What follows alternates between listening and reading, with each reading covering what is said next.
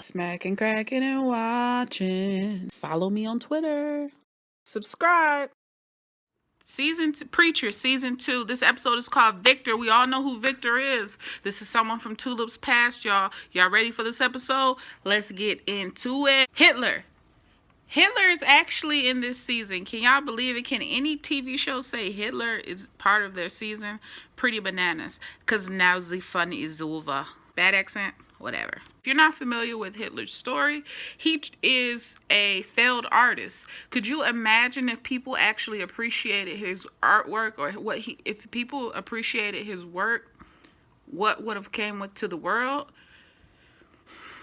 Then they start talking about another form of art, which is acting, as far as God, and this Hurricane Katrina references, the historical references in this show, outstanding. Arseface, what are you doing? Arseface is having the visions of the person who caused him so much pain. Whenever that thing, it looks like something from Skylander. Do your kids play do you have kids who play Skylander? My kid plays Skylander. This is one of the little crystals from that you put this crystal in the port, and that's what. Every time I see the reference to hell and they're showing the thing on the ceiling, this is what I envision. Freaking Skylander. Guten Tag. Viktor, we finally get to see Viktor. Viktor is played by the actor who plays every bad guy in every show for the last 20 years. The guy who torments on Viktor's team, Ben, was that his name? Drop a comment below. Awesome. That's like Alfred from Batman. He's got a vest, a suit, a tie, dress pants, a clear apron with blood splattered all over it. Oh my God, he's got the jumper cables, but there's no car with a dead battery. He is handling business, and I love it. They don't even realize that Tulip's missing at this point. Oh, what a strong opening. It was so sad. It was so sad to see Tulip, who was once part of this team Viktor, this team of hardcore individuals in New Orleans. And now they see her, they notice her, they wanted her back for all this time. Now that they have her back, they're disgusted because of the betrayal. Betrayed her brothers and sisters, and they're tired of, even down to the cook, man.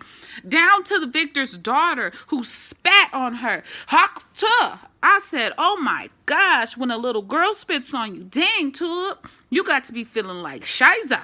Arseface was in hell, and they just showed us that there's more hellish death to hell because of the hole. Dang.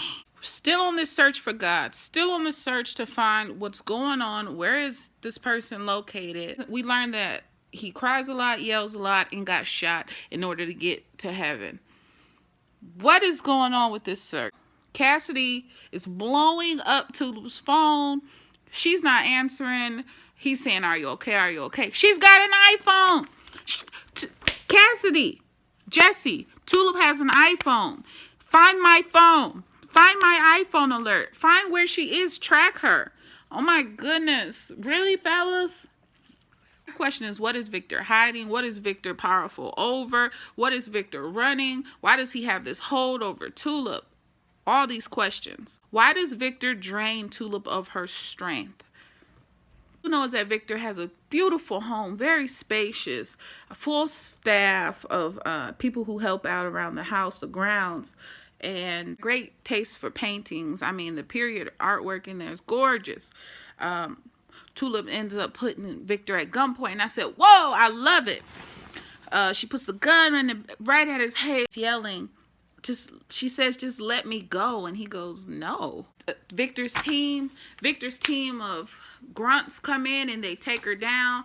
Ben, aka Alfred from Batman, comes in and he's like, look, you want me to have her go at her? And Viktor spares her from being tortured, which was showing, okay, he has a soft spot for her. It's more than I want her dead.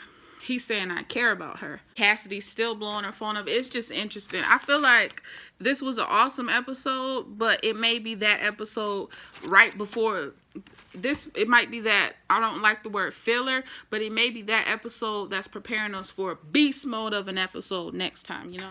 We're beneath hell at this point. We're at this area where just the most unruly folks are residing.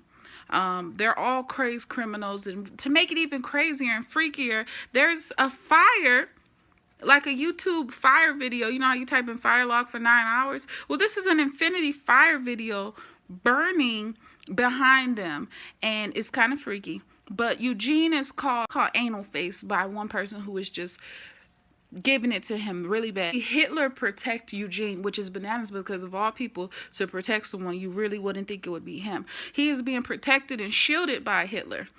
And the guy ends up punching Hitler, knocking him down. Down goes Hitler. And now everyone sees this great figure. Everyone sees this once powerful figure that is known as the most hated individual, most evil individual of almost all time, down on the ground, being defenseless and receiving the wounds. And I'm saying to myself, if he's taking these hits, he's doing it for a reason. He's going to come back and do something crazy next episode, I believe. Everyone just starts stomping Hitler and beating and punching and swinging, and it's all over the place. And I'm like, whoa, Arseface, what are you going to do? Because mind you, Team Hell already counsel him saying, you're too nice. You seem like a nice boy. Not here. This is hell. You got to be hellish. Eugene looks in the corner, and he decides at that moment he's not going to be a friend. He's going to be part of the team for once. And he starts beating on Hitler. He starts saying the cold words and with the riot. Wow, what a turn of things. What a turn of times. Might have things changed. Cassie ends up saying something to Jesse finally. So Jesse uses Genesis to locate her, gets to the gate, and I knew it was going to go down at that moment. It was exactly who I wanted to battle this episode. It was Jesse versus Ben, and they were killing and hacking, and it was all over. That scene was magnificent.